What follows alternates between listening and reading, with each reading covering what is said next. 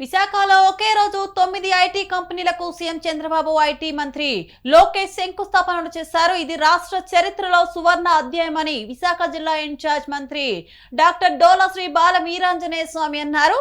విశాఖ అంటే సీఎం చంద్రబాబుకి ప్రత్యేకమైన అభిమానం ఉందన్నారు. శ్రీకాకుళం నుంచి కోనసీమ జిల్లా వరకు 9 జిల్లాలతో విశాఖ ఎకానమిక్ రీజియన్ ఏర్పాటు చేశారన్నారు. ఉత్తరాంధ్రను ఆర్థికంగా అభివృద్ధి చేయాలని సీఎం ముందుకు వెళ్తున్నారని చెప్పారు.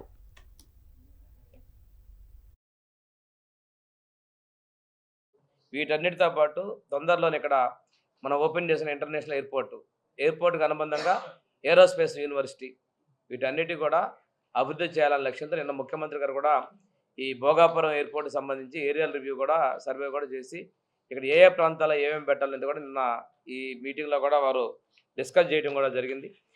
దీనికి సంబంధించి 90 డేస్ యాక్షన్ ప్లాన్ తీసుకొని ఎవరెవరు ఎంతవరకు చేశారో దాని మీద రెగ్యులర్ మానిటరింగ్ సిస్టమ్ కూడా తీసుకురావాలనే లక్ష్యంతో ముందుకు తీసుకెళ్తున్నారు. అదేవిధంగా కైలాసగిరి ప్రాంతంలో కూడా 400 ఎకరాలు ఉన్నటువంటి వెల్నెస్ హబ్ను కూడా ప్రత్యేకంగా డెవలప్ చేయాలనేది ముఖ్యమంత్రి గారు యొక్క ఆలోచనలో చెప్పడం జరిగింది.